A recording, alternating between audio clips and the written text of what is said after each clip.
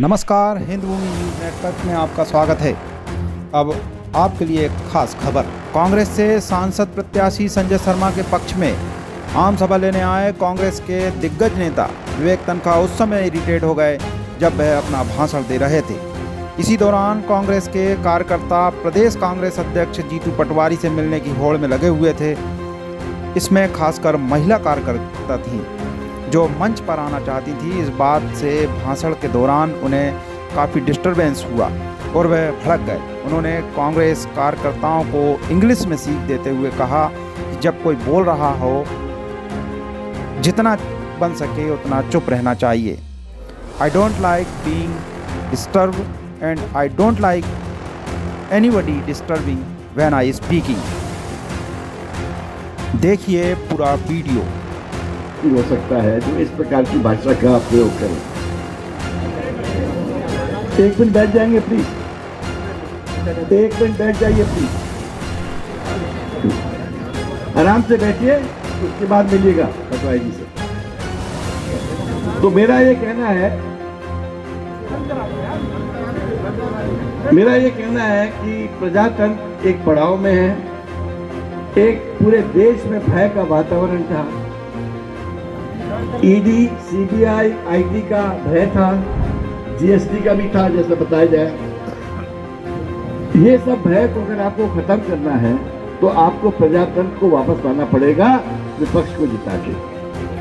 Emergency थी, आपको याद होगा, लोग जेल से निकले, उनके पास संसाधन भी नहीं थे और किस तरह से विपक्ष उसमें जीता था।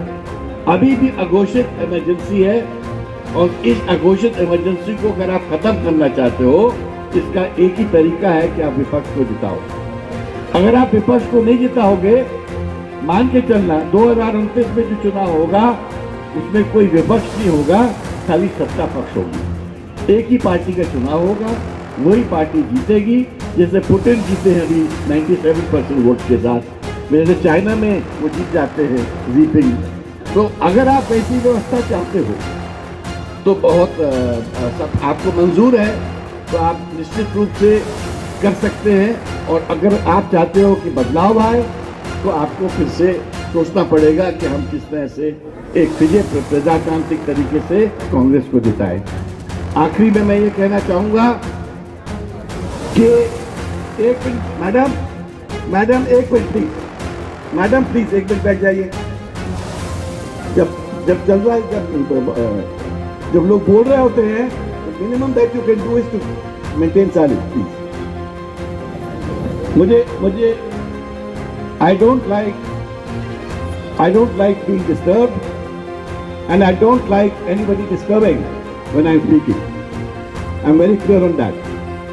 अगर आप लोगों को अच्छे लोगों को बुलाना है तो आप लोगों को भी उनको रिस्पेक्ट देना आना चाहिए। और मैं इटारसी के बारे में मेरा बहुत अच्छा एक्सपीरियंस है। यहाँ के बड़े बड़े मुकदमे सब मैंने ही लड़े हैं, बड़े बड़े मार्केट्स को मैंने ही बचाया है।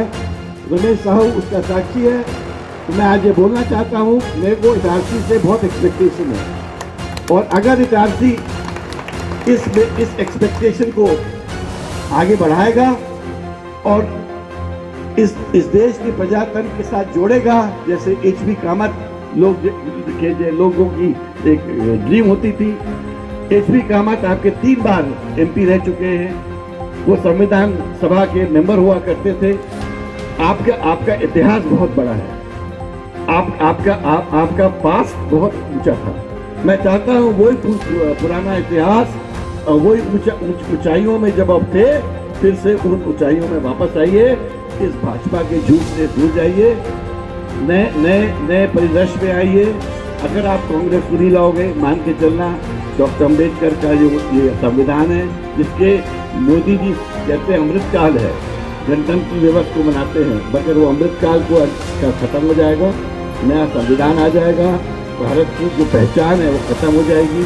और मैं नहीं चाहता कि भारत की पहचान। डर इसलिए लगता था, यहाँ पर एक ऐसे नेता हमारे हुए, ये हंस रहे पीछे नीचे बैठे बहुत सारे लोग। चलें भाई,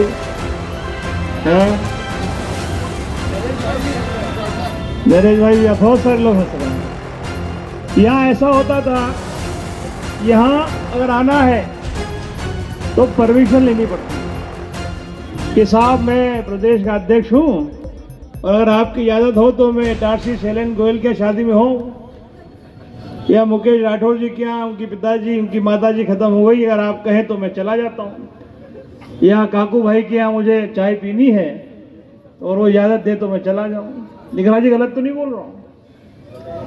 यहाँ आने के लिए परमिशन लेनी पड़ती थी। ऐसा ही ग्वालियर का हाल था। अगर ग्वालियर जाना है संजय शर्मा जी तो महाराज साहब की परमिशन के बिना आप वहां जाओ तो बड़ा गुस्सा होते थे। गुना जाना हो तो उनकी परमिशन लो। तो हमने कहा ये बड़ा झंझट है साला, जहां जाओ वहां परमिशन लेनी पड़ती। तो जो नेताजी यहाँ के थे वो मैं आऊं तो बोले इसको टिकट मत देना, इसको मत देना, इसको देना, इसको मत देना। तो उनका नाम टिकट कटाओ नेताजी हो गया। किसी को भी टिकट नहीं लेने दें। ये बैठे हमारे छोटे भाई यहाँ पर,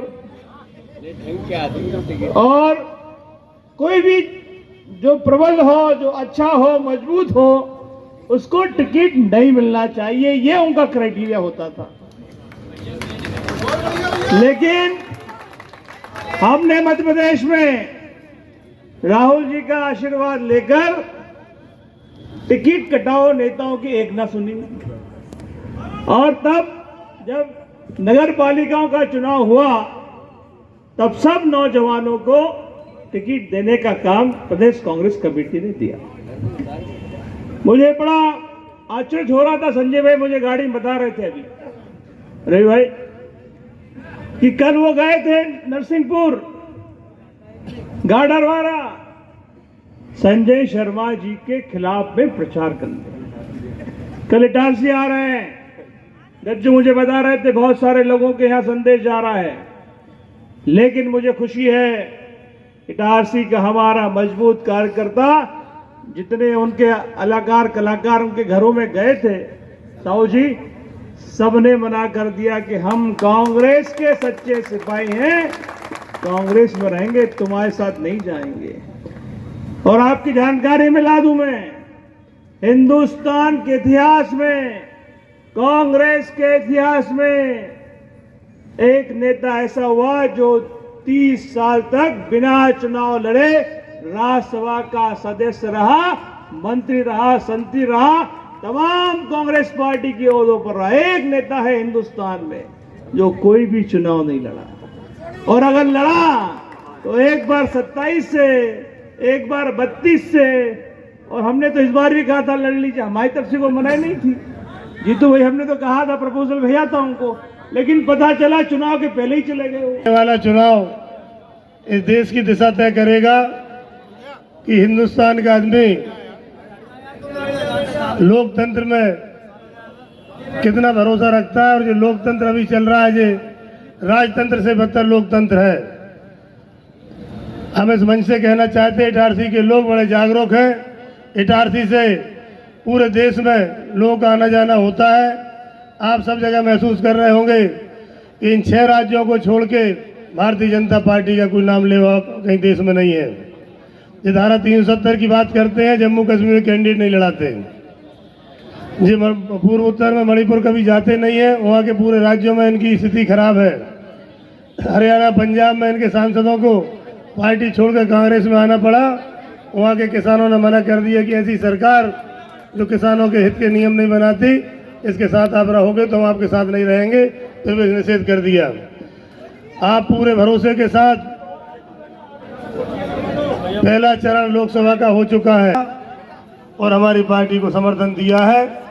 एग्जिट के जितने भी सर्वे में आया है तो बहुत बहुमत कांग्रेस के समर्थित दलों को मिला है।